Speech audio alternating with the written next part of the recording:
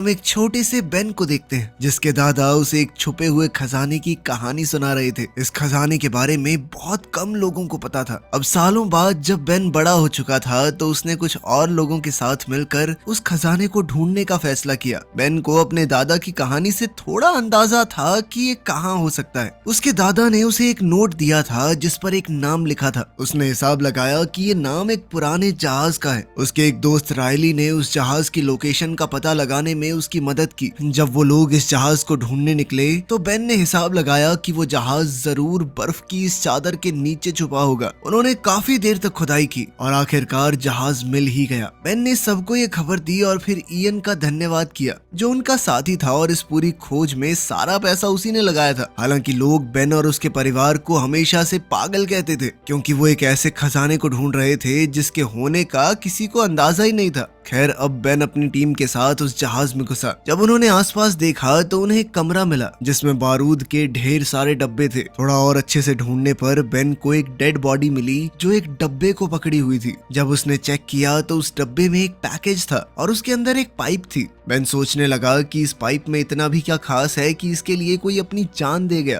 तभी उसने देखा कि पाइप पर कुछ लिखा था। उसने अपना खून इस्तेमाल करके समझने की कोशिश की कि आखिर उस पर लिखा क्या है। जब उसे वो लिखावट समझ आई तो वो समझ गया कि ये एक और सुराग है। ये बात इयन को बिल्कुल पसंद नहीं है। इतना पैसा लगाने और खोजबीन करने के बाद भी उनके हाथ बस एक सुराग लगा था। इस बात से इयन बहुत चिढ़ गया, लेकिन बेन ने उस सुराग में छुपी पहेली को सुलझा लिया। उसने बताया कि एक अदृश्य नक्शे के बारे में है जो अमेरिका के सबसे जरूरी डॉक्यूमेंट डिक्लेरेशन ऑफ इंडिपेंडेंस के पीछे छुपा हुआ है। जैसे ही बेन ने कहा कि इस दस्तावेज तक पहुंचना और उसका मिलना बहुत मुश्किल होगा तो इयन ने सीधा कह दिया तो चुरा लेते हैं उसे। इस बात से बेन ने साफ इनकार कर दिया और कहा कि मैं ऐसा नहीं होने दूंगा। तब इयन ने अपने आदमी शॉ को बेन पर बंदूक तानने को कहा, लेकिन इयन कहीं ना कहीं ये बात भी अच्छे से जानता था कि अगर बेन नहीं होगा तो आगे की पहेलियां कौन सुलझाएगा। इसलिए इयन ने बेन के दोस्त रायली को जान से मारने की धमकी दी। इससे पहले की बात और बिगड़ जाए बेन ने एक फ्लेयर स्टिक जला दी और कहा कि अगर सब शांत नहीं हुए तो वो इसे बारूद पर फेंक देगा। सबको लगा कि वो झूठ बोल रहा है, लेकिन बेन ने वो फ्लेयर फेंक दी। पर इससे पहले कि वो नीचे बारूद पर गिर पाती इयन ने उसे पकड़ लिया। लेकिन इयन ये जानता ही नहीं था कि उसके हाथ पर भी थोड़ा बहुत बारूद लगा हुआ है। अचानक उसके हाथ में आग लग गई जिसके बाद उसने फ्लेयर को छोड़ दिया और अब वो फ्लेयर स्टिक नीचे पड़े बारूद पर जा गिरी। बारूद की वजह से जहाज के फटने से पहले ही इयन और शॉ वहां से भाग गए और उन्होंने बेन और रायली को अंदर ही छोड़ दिया। लेकिन ऐन मौके पर बेन को एक गुप्त दरवाजा मिला जिसकी मदद से वो और रायली बच निकले। पूरा जहाज फट गया और इयन को लगा कि बेन और रायली अब मर चुके हैं। शहर लौटने के बाद बेन और रायली एफबीआई के हेडक्वार्टर्स गए और उन्हें एक टिप दी कि कुछ ही दिनों में एक आदमी डिक्लेरेशन ऑफ इंडिपेंडेंस को चुराने वाला है। लेकिन उनकी इस बात पर किसी ने विश्वास नहीं किया। फिर वो दोनों नेशनल आर्काइव्स म्यूजियम गए जहां वो डॉक्यूमेंट मौजूद था। उन्होंने वहां के डायरेक्टर एबिगेल से मिलने की कोशिश की, लेकिन जब उन्होंने उसे वो कहानी सुनाई और बताया कि इस डॉक्यूमेंट के पीछे एक नक्शा छुपा है तो एबिगेल ने उनकी बात पर विश्वास नहीं किया। उसे लगा कि उनकी सारी बातें झूठी हैं। जब वो एबिगेल के ऑफिस से निकल रहे थे तो दोनों ने उस दस्तावेज को देखा और उसे कुछ देर तक निहारते रहे। अभी अचानक बेन ने कहा कि हमें इसे चुराना होगा ताकि ये इयन के हाथ तो ना लग पाए। इस पर रायली ने कहा कि इसे चुराना इम्पॉसिबल है, यहाँ पर सिक्योरिटी देखी है तूने। इसके बाद उसने बेन को लाइब्रेरी में ले जाकर डिटेल में बताया कि ये डॉक्यूमेंट कितनी सिक्योर जगह पर है। लेकिन बेन ने कहा कि हमें कुछ ऐसा करना है कि वो इस डॉक्यूमेंट को वहाँ से हटाकर प्रिजर्वेशन रूम में शिफ्ट कर दें। वहाँ सिक्योरिटी काफी कम है। हालांकि रायली को इस प्लान पर कुछ खास भरोसा तो था नहीं, लेकिन फिर भी वो बेन की मदद करने के लिए मान गया। फिर दोनों ने प्लान ढंग से बनाना शुरू किया। उन्हें सबसे पहले एबिगेल के फिंगरप्रिंट्स चाहिए और फिर प्रिजर्वेशन रूम के कोड्स चुराने होंगे। इसके लिए बेन ने एबिगेल को एक गिफ्ट भेजा जिसके अंदर एक स्पेशल केमिकल लगा हुआ था। फिर जब वो कोड डालने के लिए बटन दबाएगी तो वहां उसके फिंगरप्रिंट रह जाएंगे। और शुरुआत में तो ये प्लान बिल्कुल वैसे ही काम कर रहा था जैसा बेन चाहता था, लेकिन दूसरी ओर इयन भी अपने कुछ आदमी तैयार कर रहा था ताकि एक डांस पार्टी वाले दिन म्यूजियम पर अटैक किया जा सके। पार्टी वाले दिन जब वो डॉक्यूमेंट प्रिजर्वेशन रूम में शिफ्ट हो गया, बेन स्टाफ का भेस बनाकर बिना किसी परेशानी परेशानी के बिल्डिंग के अंदर घुसा। उसने वापस अपने कपड़े बदले और एबिगेल से मिला।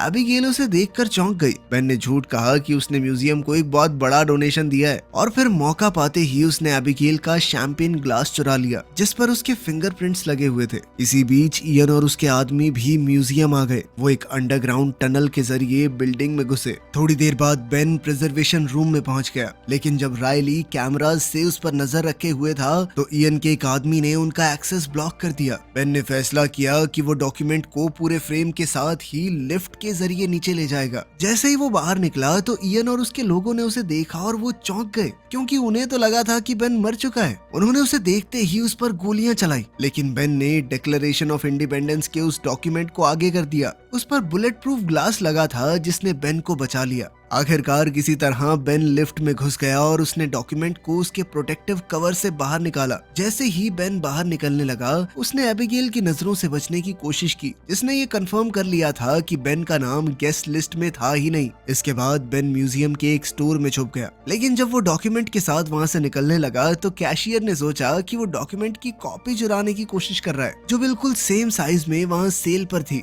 उसने बेन से कहा कि तुम्हें पेमेंट करनी होगी वरना सिक्योरिटी बुला रही हूँ मैं। बेन ने वहां से चुपचाप बचकर निकलने के चक्कर में कार्ड से पेमेंट कर दी, क्योंकि उसके पास ज्यादा कैश नहीं था।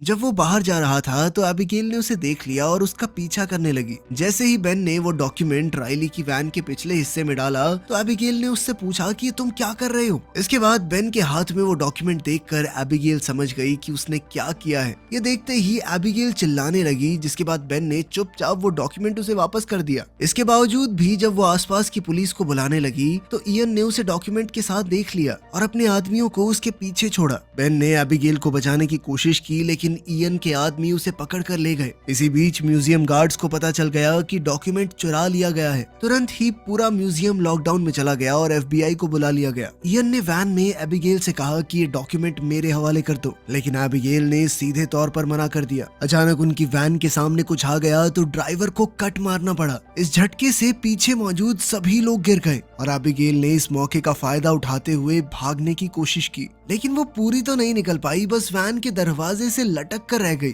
उधर रायली और बेन ने उनका पीछा किया ताकि वो एबिगेल की मदद कर सके। थोड़ी देर बाद इयन एबिगेल से वो डॉक्यूमेंट लेने में कामयाब रहा। तभी बेन ने मौका देखकर एबिगेल को रायली की वैन में खींच लिया, जिससे उसकी जान बच गई। वो लोग अब मेन रोड से हट गए, लेकिन जब इयन ने रुकने के बाद डॉक्यूमेंट खोला तो उसे पता चला कि वो तो नकली है। बेन उन्हें चकमा देकर भाग गया था। एबिगेल बहुत नाराज थी कि बेन ने वो डॉक्यूमेंट चुराया और अब वो किसी गुंडे के हाथ में है, लेकिन तभी बेन ने असली डॉक्यूमेंट निकाला और बताया कि उसने एक नकली भी खरीद लिया था ताकि अगर कुछ प्रॉब्लम हो तो असली वाला सेफ रहे। बेन ने ये भी बताया कि मैंने सिर्फ डॉक्यूमेंट इसलिए चुराया था ताकि इयन उसे न चुरा ले, क्योंकि वो खजाना ढूंढने के लिए बेताब है। जब बेन और रायली ने सोचा कि डॉक्यूमेंट के पीछे कोई केमिकल लगाकर क्लू ढूंढते हैं तो एबिगेल ने साफ मना कर दिया। उसने कहा कि ऐसे तो ये खराब हो जाएगा, लेकिन रायली ने उसे टेंशन ना लेने को कहा, क्योंकि वो भी ऐसा कुछ नहीं करने वाले जिससे ये डॉक्यूमेंट खराब हो। लेकिन उनके पास जो सामान तैयार पड़ा था वो बेन के घर पर है और बेन अब वहाँ जा नहीं सकता, क्योंकि एफबीआई उन्हें ढूंढते हुए पहले ही वहाँ पहुँच गई होगी। उसके पास कैश नहीं था तो उसने म्यूजियम में अपना कार्ड इस्तेमाल किया था और अब उनकी लोकेशन को ट्रैक किया जा रहा होगा।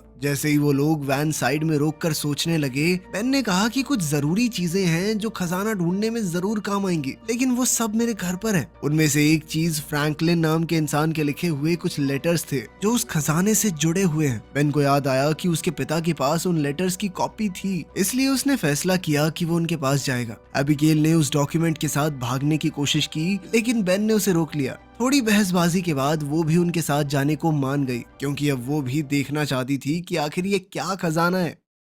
इसी दौरान एफबीआई एजेंट सेड्यूस्की ने बेन के घर पर रेड की। उन्हें वहां बेन की काफी सारी चीजें मिली, वो चिट्ठियां भी जिनके बारे में बेन बात कर रहा था। साथ ही उसने अपने लोगों को बेन के परिवार वालों का पता लगाने को कहा। थोड़ी देर बाद बेन अपने पिता पैट्रिक के घर पहुंचा। पैट्रिक ने कहा कि मेरा एक ही सपना है कि तुम मुझसे मिलने आए, लेकिन खजाने के बारे में नहीं। जिस पर बेन ने कहा कि हाँ, तो मैं आपसे मिलने ही तो आया हूँ। पापा बेटा साथ में टाइम स्पेंड करेंगे, मजा आएगा। बस एक बार वो लेटर्स होंगे आपके पास, वो दे दो मुझे, फिर करते हैं टाइम स्पेंड। इस बात से पैट्रिक बहुत गुस्सा हो गया। उसने कहा कि किसी की गलती से सीखते हो कि नहीं तुम? मैंने अपनी पूरी जिंदगी इस खजाने को ढूंढने में झोंक दी, तुम भी अपनी जिंदगी ऐसे ही खराब करना चाहते हो? उसने कहा कि ऐसा कोई खजाना है ही नहीं, ये सिर्फ देश के दुश्मनों को गुमराह करने के लिए बनाया गया है, ये बस ऐसे ही कहानी बना दी है किसी ने। लेकिन बेन ने अपने पिता की बात पर ध्यान नहीं दिया। थोड़ी देर बाद जब उन्होंने उस डॉक्यूमेंट के पिछले हिस्से की जांच की तो उन्हें कुछ खास कोड्स मिले जो उन चिट्ठियों से जुड़े हुए हैं जिनके लिए वो यहाँ आए थे। जब बेन ने दोबारा पैट्रिक से वो चिट्ठियां मांगी तो पैट्रिक ने कहा कि मैंने तो पहले ही उन्हें फिलाडेल्फिया के एक म्यूजियम को दे दिया है। ये सुनकर बेन एबिगेल और रायली के साथ वहाँ से चला गया। जब FBI पैट्रिक के घर पहुंची तो उन्हें सिर्फ पैट्रिक एक कुर्सी से बंधा हुआ मिला। उसने कहा कि मेरा बेटा ऐसे ही बांध के चला गया मुझे, साथ में मेरी गाड़ी भी ले गया वो। जिसके बाद सेडुस्की ने तुरंत अपने लोगों को गाड़ी का नंबर ट्रैक करने को कहा। दूसरी तरफ इयन को भी समझ आ गया कि जो सुराग उन्हें उस जहाज में मिला था वो उन्हीं चिट्ठियों से जुड़ा हुआ है। थोड़ी रिसर्च के बाद उसे पता चला कि फिलाडेल्फिया में उन लेटर्स की कॉपीज हैं और वो तुरंत वहां जाने के लिए निकल पड़ा। रायली जब वो कोड पता लगाने की कोशिश कर रहा था तो एक छोटा बच्चा उसके पास आया। रायली से हो ना हो लेकिन उस बच्चे ने सारे कोड बड़ी आसानी से सॉल्व कर दिए। इयन भी वहां टाइम पर पहुंच गया और वो लड़का जब आखिरी वर्ड का पता लगाने जा रहा था तो इयन से टकरा गया। इयन ने देखा कि ये लड़का कुछ तो पेपर में सॉल्व कर रहा है तो उसने लड़के का पीछा करना शुरू कर दिया। लेकिन जब तक लड़का वापस पहुंचा तब तक रायली वहां से निकल चुका था, क्योंकि रायली ने खुद ही आखिरी वर्ड का पता लगा लिया था। जिसके बाद वो सीधा बेन और एबिगेल के पास पहुंचा ताकि उन्हें वो कोडेड मैसेज बताए जो उसने लेटर्स से निकाला था। इसके बाद बेन, एबिगेल और रायली तीनों मैसेज को डिकोड करने में लग गए। उन्होंने हिसाब लगाया कि जरूर ये सुराग इंडिपेंडेंस हॉल के बाहर वाली घड़ी की तरफ इशारा करता है। ये समझ में आते ही तीनों वहां के लिए निकल पड़े ताकि अगला क्लू जल्द से जल्द ढूंढ सके। वहीं दूसरी तरफ इयन ने भी उस स्कूल वाले लड़के को पैसे देकर ये पता लगा लिया कि आखिर उसने रायली को क्या बताया था। जल्द ही इयन भी इंडिपेंडेंस हॉल की तरफ निकल पड़ा। वहां बेन ने घड़ी की डायरेक्शन को फॉलो किया और देखा कि दीवार की एक ईंट पर एक खास निशान है। उसने उस निशान वाली जगह से ईंट हटाई और अंदर एक पुराना सा चश्मा मिला। ये एक खास तरह का चश्मा था। बेन तुरंत एबिगेल और रायली के पास गया और उन्हें वो चश्मे दिखाए। फिर बेन ने वो चश्मा पहना और डिक्लेरेशन ऑफ इंडिपेंडेंस के पीछे वाले मैप को देखा। तब उसे एक खास निशान दिखाई दिया और उसके पास ही कुछ शब्दों में लिखा हुआ मैसेज भी था। लेकिन उसी वक्त उन्होंने देखा कि इयन अपने लोगों के साथ वहां घूम रहा है, तो उन्होंने फैसला किया कि वो अलग अलग हो जाएंगे। एबिगेल और रायली के पास वो डिक्लेरेशन डॉक्यूमेंट था और वो जल्द ही उसे साथ लेकर निकल गए। इयन से बचते बचते वो दोनों काफी दूर निकल गए। लेकिन एक वक्त ऐसा आया कि एक बस उनके बहुत करीब आ गई और उनकी टक्कर होने ही वाली थी। इसी अफरा तफरी में इयन ने उनसे डिक्लेरेशन का वो डॉक्यूमेंट छीन लिया। एबिगेल और रायली ने तुरंत बेन को फोन किया और बताया कि क्या हुआ है। बेन ने कहा कि सब जल्दी से गाड़ी के पास मिलते हैं। लेकिन FBI को बेन की गाड़ी पहले ही मिल चुकी थी और जैसे ही बेन वहां पहुंचा तो FBI ने उसे अरेस्ट कर लिया। एबिगेल और रायली समय से थोड़ा लेट पहुंचे और FBI को देखते ही चुपके से वहां से भाग निकले। FBI की कस्टडी में बेन ने एजेंट सेडुस्की को पूरी कहानी बताई, किस तरह इयन ने वो डॉक्यूमेंट छीना, किस तरह वो एक के बाद एक पहेलियां सुलझाते रहे। जब सेडुस्की ने बेन के पास से मिले चश्मे देखे तो बेन को समझ आया कि उन्हें एक और तरीके से इस्तेमाल किया जा सकता है। तभी अचानक उसके फोन पर इयन का कॉल आया। FBI वालों ने कहा कि इससे स्पीकर पर बात कर। इयन ने बेन को धमकी दी कि चश्मे लेकर एक पब्लिक प्लेस में उससे मिलने आए और अगर उसने FBI को कुछ भी बताया तो वो उसके दोस्तों को जिंदा नहीं छोड़ेगा। अब FBI इयन जैसे अपराधी को पकड़ने का मौका छोड़ना नहीं चाहती थी। उन्होंने बेन से कहा कि प्लान के मुताबिक ही उससे मिलने जाओ और फिर हर तरफ अपने आदमी तैनात करती है। जब बेन इयन से मिलने गया तो पता चला कि ये पूरी की पूरी उनकी चाल थी। अचानक ही इयन के लोग आए और बेन को वहाँ से छुड़ा ले गए। रास्ते में एबिगेल ने बेन को कॉल किया और बताया कि उसने इयन के साथ डील की थी ताकि बेन को छुड़ा सके, लेकिन इसके लिए बेन को उसे खजाने तक ले जाना होगा। जब इयन और बेन दोबारा से मिले तो इयन ने वो डिक्लेरेशन का डॉक्यूमेंट और वो पुरानी पाइप वापस दी, वही जो जहाज में मिली थी। फिर इयन ने बेन से पिछला क्लू मांगा। जब बेन ने कहा कि मेरे पास कुछ नहीं है, मुझे नहीं पता, तब इयन ने दिखाया कि उसने बेन के पिता पैट्रिक को किडनैप कर रखा है। इस धमकी के बाद बेन को सच कबूलना पड़ा और उसने बताया कि जो निशान उसने मैप में देखा था वो एक चर्च का सिंबल है। जल्द ही वो तीनों उस चर्च तक पहुंच गए। बेन ने फिर से उन खास चश्मों का इस्तेमाल किया और मैप को देखा। इस बार उसे एक अलग सा सुराग मिला, एक अजीब सा नाम। सब कंफ्यूज हो गए कि इसका मतलब क्या हो सकता है। तब उन्हें समझ आया कि चर्च के नीचे लोगों को दफनाने की जगह है। जिसके बाद इयन और उसके सभी साथी तुरंत ही नीचे चले गए। पैट्रिक ने चुपके से बेन को बताया कि उन्हें कोई तरीका ढूंढना होगा इयन से छुटकारा पाने का, क्योंकि जब तक हम इयन के काम आएंगे तब तक ही जिंदा हैं, उसके बाद मार देगा हमें। तभी इयन ने फोन किया और बेन से पूछा कि अगला क्लू क्या है। मैप में लिखे नाम को ढूंढकर उन्होंने वहां से दीवार तोड़ी जिसके पीछे एक सुरंग जा रही थी। इयन ने बेन से कहा कि वो आगे चले। अंदर जाने के बाद उन्हें एक बहुत पुरानी जगह मिली जिसे शायद सालों से नहीं खोला गया था। वहाँ लकड़ी की सीढ़ियाँ और एक पुरानी लिफ्ट भी थी। पैट्रिक ने सबको कहा कि ये लकड़ी की सीढ़ियाँ खतरनाक हैं, इतने सालों से कोई आया नहीं है यहाँ पे, टूट जाएंगी। लेकिन इयन ने सबको जबरदस्ती नीचे जाने को कहा।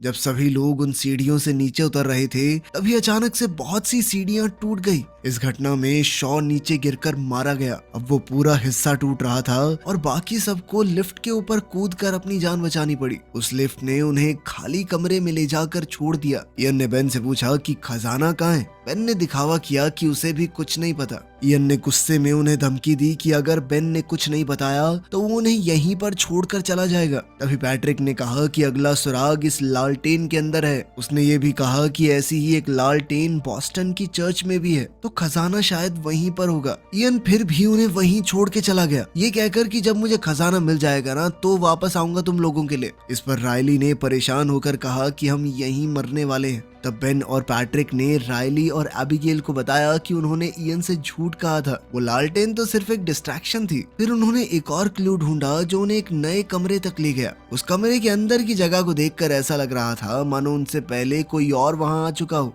बेन थोड़ा उदास हो गया और अपने पिता पैट्रिक से कहा कि आप हमेशा सही कहते थे, शायद कोई खजाना है ही नहीं। इस पर पैट्रिक ने कहा कि नहीं, इतना हताश होने की जरूरत नहीं है, बस हमसे पहले कोई पहुंच गया यहाँ पे। लेकिन बेन अब भी हार मानने को तैयार नहीं था। वो अब भी दीवारों में सुराग ढूंढता रहा। तब उसने कुछ खास ताले देखे जिनमें से एक लॉक मिसिंग था। उसका आकार बिल्कुल उस पाइप जैसा था जो उन्हें उस जहाज में मिली थी। बेन ने पाइप निकाली और लॉक में फिट की और जैसे ही लॉक घूमा तो एक सीक्रेट रूम खुल गया और आखिरकार उसके पीछे था खजाना। पूरा कमरा खजाने से भरा हुआ था। पुरानी किताबें, gold coins, jewellery, antique items वगैरह वगैरह। जो चीज पैट्रिक और उसके पिता ने सालों तक ढूंढी थी वो यहाँ थी। सब लोग खुशी से झूम उठे। थोड़ी देर ढूंढने के बाद उन्हें बाहर जाती हुई सीढ़ियां भी मिल गई। बेन सबसे पहले बाहर निकला और वहां उसे एक आदमी मिला। बेन ने उससे फोन मांगकर सेड्यूस्की को कॉल किया। सेड्यूस्की कुछ ही देर में आ गया और बेन ने उसे खजाने के बारे में बताया और साथ ही ये भी कहा कि मुझे कुछ नहीं चाहिए, लेकिन उसने कुछ कंडीशन रखी। पहली थी कि एबिगेल के ऊपर कोई एक्शन न लिया जाए। खजाने को ढूंढने का पूरा श्रेय उसे और उसके परिवार को मिले। रायली को भी खजाने में से कुछ हिस्सा दिया जाए और सबसे जरूरी बेन जेल ना जाए। सेड्यूस्की ने उसकी सारी शर्तें मान ली और बाद में इयन को भी पकड़ लिया जब वो बॉस्टन की चर्च में घुसने की कोशिश कर रहा था। कुछ ही दिनों में ये खजाना दुनिया भर के म्यूजियम्स में भेज दिया गया। एक दिन सब लोग मिलकर मजे उड़ा रहे थे, लेकिन रायली थोड़ा गुस्सा था। उसने बेन से कहा कि तुमने सरकार का दिया हुआ पैसा ठुकरा क्यों दिया। रिकी ने कहा कि भाई इतना कुछ था, कुछ तो ले लेते। बेन हंसा और आगे से जवाब नहीं दिया। रायली अपनी नई कार में बैठा जिससे पता चलता था कि उसे भी बढ़िया पैसे मिले हैं सरकार से। खैर उसके जाने के बाद हमें पता चलता है कि बेन और एबिगेल ने शादी कर ली है और आखिर में वो अपने नए घर के अंदर चले गए।